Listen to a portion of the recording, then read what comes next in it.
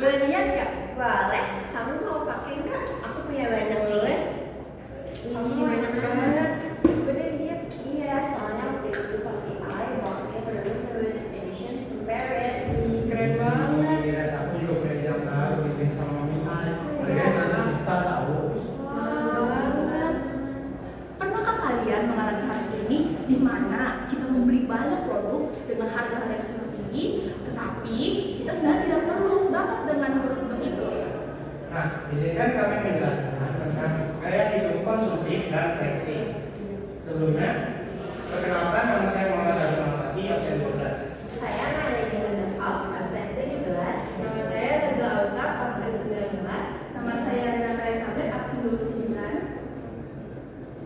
Nah, jadi apa sih gaya hidup konsumtif itu? Gaya hidup konsumtif adalah kebiasaan menghambur-hamburkan uang secara berlebihan untuk membeli barang atau jasa yang tidak diperlukan. Biasanya pemicunya seperti FOMO atau fear of missing out. Selanjutnya, apa sih hubungan gaya konsumtif dengan flexi? Pertama, konsumtif sebagai penyedia barang flexi. Nah, gaya hidup konsumtif ini mendorong seseorang untuk membeli barang tanpa tahu itu tuh sebenarnya kita perlu banget atau tidak. Kita tuh cuma membeli barang hanya untuk terlihat keren di mata orang-orang. Selanjutnya, flexing sebagai motivasi utama untuk bergaya hidup konsumtif. Nah, karena flexing ini kita tuh pengen merasa membeli barang yang banyak dan yang terbaru supaya kita tuh terlihat keren di mata-mata orang. Lalu ada vicious cycle. Mereka sangat berhubungan di mana ketika kita membeli banyak barang, apalagi dengan harga yang sangat tinggi, tentu saja kita pasti menunjukkannya ke orang-orang kan. Lalu ada dampak respect. Nah, respect ini adalah kondisi di mana seseorang itu kelihatan tampak luarnya itu kayak orang kaya, tapi di belakangnya kondisi keuangannya itu tidak mendukung. Nah, gimana caranya mereka bisa untuk terlihat keren? Nah, mereka melakukan judi, mereka melakukan pinjaman online, dan hal-hal buruk lainnya. Lalu, konsumerisme dapat kita kaitkan dengan teori Friedman yang merupakan ahli sosialis dari Amerika Serikat. Yang pertama, ada hubungan konsumerisme dengan kapitalisme, di mana kita tahu kapitalisme adalah suatu sistem politik yang memiliki keuntungan hanya pada satu pihak saja dan merugikan kebanyakan secara ekonomis pada orang-orang di sekitarnya karena gaya hidup konsumtif yang terlalu berlebihan. Yang kita tahu, kapitalisme memiliki tokoh penentang yang sangat terkenal, salah satunya adalah Karl Marx. Lalu yang kedua ada anomali harga dan hasrat terbeli. Anomali harga yang terjadi di sini, di mana karena cenderung psikologis orang-orang ingin membeli harga karena gengsi, sehingga semakin tinggi harga barang atau nilai pasarnya, maka akan semakin tinggi juga hasil mereka untuk membeli, walaupun ternyata barang tersebut ataupun jasa tersebut terlalu berlebihan dan tidak sesuai dengan gaya hidup mereka sebenarnya. Lalu ada conspicuous consumption atau yang biasa kita sebut dalam bahasa Indonesia adalah konsumtif yang mencolok, di mana yang mencolok ini dapat kita lihat dari segi barangnya dan juga harganya terutama, di mana barang tersebut sebenarnya tidak terlalu worth it, namun harganya sangat melonjak dan tidak sesuai dengan kualitas ataupun kuantifikasi yang distandarkan. Lalu terjadinya overkonsumsi. Karena overkonsumsi ini atau di mana kita bilang bahwa pengeluaran kita tidak sesuai dengan income yang kita beli, sehingga overkonsumtif ini kita membeli barang yang sebenarnya tidak kita perlukan namun tetap dibeli karena adanya rasa fear of missing out atau FOMO. Lalu dapat kita analisis dari diagram ATHG, ancaman, tantangan, gangguan, dan hambatan dan juga gangguan. Lalu apa itu ancamannya? Langsung di media sosial dapat memicu kecemburuan sosial, seperti misalnya kita membuat konten yang terlalu berlebihan seperti outfit dengan harga yang terlalu mahal ataupun gaya hidup yang mewah dan sebagainya. Lalu tantangan di mana pengaruh tren media sosial ini ataupun fear of missing out yang seperti saya mention tadi, ini akan membuat tekanan lingkungan yang tidak sesuai dengan gaya hidup kita yang sebenarnya. Misalnya income kita itu cuma 5 juta, tapi kita memaksakan diri untuk outcome-nya sekitar 10 juta.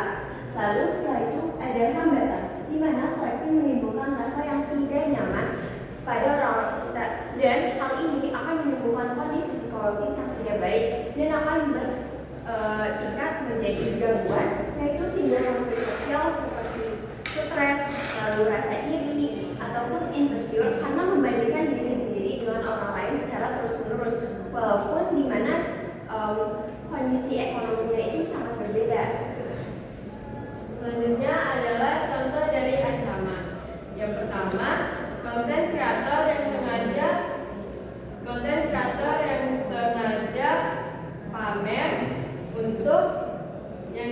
pamer memamerkan isi saldo ATM, membongkar harga outfit ratusan juta, atau bahkan naik jet pribadi. Dampak bagi para penonton, terutama anak-anak muda, adalah mereka jadi merasa jika mereka tidak pamer, mereka akan dibilang tidak berhasil. Selanjutnya adalah contoh dari tantangan. Contohnya adalah orang yang FOMO atau takut ketinggalan tren. Banyak sekali orang yang memaksakan diri mereka agar mereka bisa membeli handphone seri paling terbaru, menggunakan outfit brand-brand mahal, atau nongkrong di tempat yang estetik yang sangat menguras dompet agar mereka bisa membuat konten dan mereka bisa dibilang keren. Selanjutnya adalah contoh dari hambatan. Contohnya seperti orang yang sudah mulai tidak peduli terhadap lingkungan sekitar. Seseorang bisa menjadi sangat loyal untuk menghambur-hamburkan uang ratusan juta hanya demi konten atau karena mereka gengsi. Di sisi lain, mereka menutup mata atau tidak peduli sama sekali terhadap orang di sekitarnya yang sedang mengalami kesulitan makan. Selanjutnya adalah gangguan. Contohnya seperti orang-orang yang mulai terkena kasus seperti terlibat judi online, investasi bodong, atau pinjol. Bahkan ada juga orang yang nekat melakukan tindakan kriminal seperti mencuri atau menipu hanya demi mendapatkan uang agar mereka bisa mencukupi gaya hidup di sosial media. Nah, berdasarkan diagram IHB tersebut, kita dapat mendapatkan solusi berdasarkan aspek-aspek ancaman, tantangan, hambatan, dan gangguan. Pada aspek ancaman, kita mendapatkan solusi bahwa kita dapat menanamkan nilai sederhana pada diri kita. Lalu, kita dapat mengedukasi masyarakat tentang dampak negatif dari gaya hidup konsumtif. Lalu, kita dapat memprioritaskan kebutuhan kita dibandingkan dengan keinginan kita. Nah, dari solusi ini, kita dapat mengingatkan masyarakat untuk lebih aware terhadap gaya hidup kita. Lalu pada aspek tantangan, kita mendapatkan solusi bahwa mengembangkan kemampuan berpikir kritis terhadap konten media sosial, lalu membatasi penggunaan media sosial kita, lalu dengan memilih lingkungan pergaulan yang positif. Dengan langkah ini, kita dapat menghindari gaya hidup konsumtif. Lalu pada hambatan, aspek hambatan, kita dapat menimbulkan sikap rendah hati pada diri kita dengan menghargai orang lain tanpa melihat status ekonominya. Lalu dengan membangun budaya saling mendukung, bukan dengan membandingkan satu sama lain. Dengan solusi ini kita dapat menciptakan lingkungan hidup yang sehat dan harmonis. Lalu pada aspek gangguan, kita mendapatkan solusi bahwa kita bisa mengurangi kebiasaan membandingkan diri kita dengan orang lain. Lalu menjalin hubungan sehat dengan orang lain dan menggunakan media sosial secara bijak. Dengan menerapkan solusi ini, kita dapat menjaga kesehatan mental kita akibat budaya flexing. Nah, mungkin cukup sekian penjelasan analisis ATHG terhadap konflik gaya hidup konsumtif dan flexing. Terima kasih atas perhatiannya. Sekian dari kami. Assalamualaikum.